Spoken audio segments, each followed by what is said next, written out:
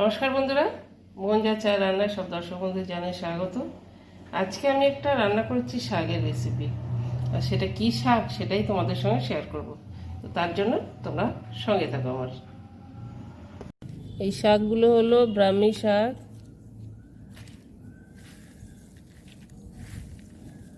আমাদের তার ক্ষেত নেই, বাজার থেকে কিনে এনেছি বন্ধুরা। দেখো ব্রাহ্মী শাক।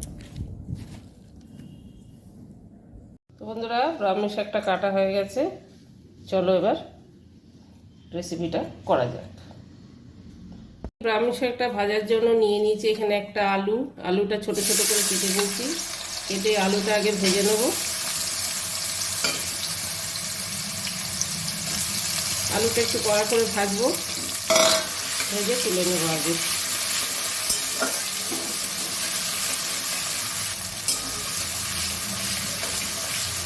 যেহেতু অতগুলো শাক আমি বেছে একটু শাকগুলো শক্ত শক্ত ছিল, যার জন্য ডান্ডাগুলো সব ফেলে দিয়েছি, ডাটাগুলো।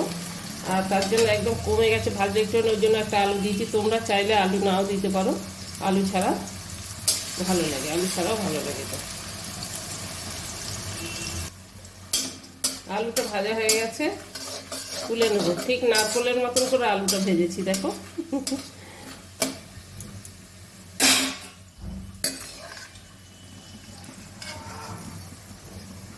তুলে নেবো আলুটা।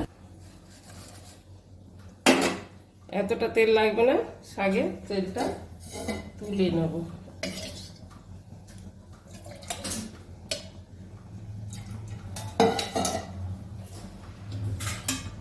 এই তেলের মধ্যে আমি দিয়ে দেবো একটু রসুন ফোড়ন।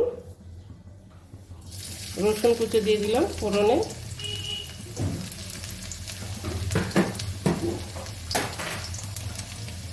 আর একটা শুকনো লঙ্কা।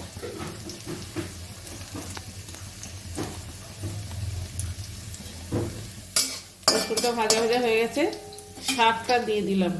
তো বন্ধুরা, শাকটা যখনই কাটবে না, কেটে একটু গামলাতে বা বালতিতে ভিজিয়ে রাখবে। কারণ এইসব শাকে ভীষণ মাটি থাকে, বালি থাকে, ডাইরেক্ট একদম ঝুড়িতে ভরে না, তারপরে ছেঁকে নেবে। ভালো করে ভিজিয়ে না রাখলে এই ছোটো ছোটো পাতা এর তলায় একদম মাটি কাদার মতন লেগে থাকে। কেন সব দোকানে পরিষ্কার করে দেয় না, এইসব শাকে তো ছোটো ছোটো, তো এইসব শাকে ভীষণ, এই শাক ডিমা শাক এইগুলোতে ভীষণ মাটি থাকে, মাটি বালি। তার জন্য একটা ভালো গামলার মধ্যে ভিজিয়ে রাখবে, তারপর ভালো করে ধুয়ে 2-3 বার ধোবে, ধুয়ে ঝুড়িতে ছেঁকে দেবে। আলু ভাজাটা যেহেতু আমি নুন মাখিয়েছিলাম, সেই জন্য এখন অল্প করে নুন দিয়ে দিলাম। দিয়ে একটু চাপা দিয়ে দেবো, ডাঁটাগুলো সিদ্ধ হয়ে যাবে, ব্রাহ্মী শাকের ডাঁটা।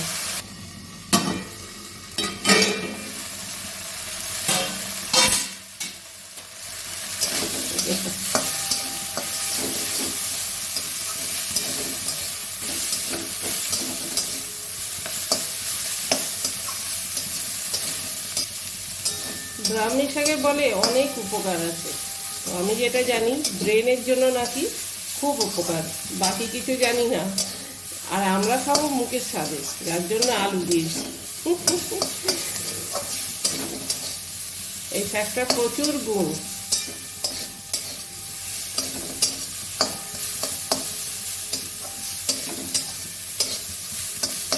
শাকটা ভাজা হয়ে গেছে, সিদ্ধ হয়ে গেছে, আলুগুলো ঢেলে দেবো, দিয়ে একটু নেড়ে চেড়ে নামিয়ে দেবো।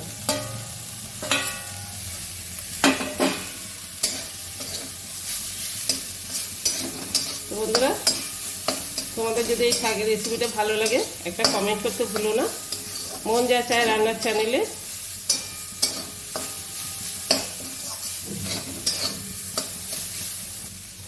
হয়ে গেল, গ্যাসটা বন্ধ করে দিলাম।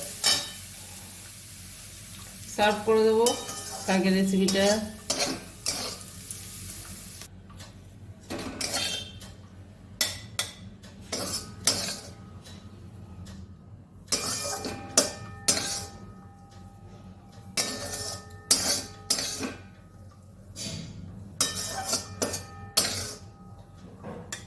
হয়ে গেল ব্রাহ্মী শাক। তোমরা ওইভাবে বাড়িতে রান্না করো, ব্রাহ্মী শাক খাওয়া খুব উপকার। আর আমাকে কমেন্ট করো, লাইক করো, শেয়ার করো। আর সবাই সুস্থ থেকো, ভালো থাকো।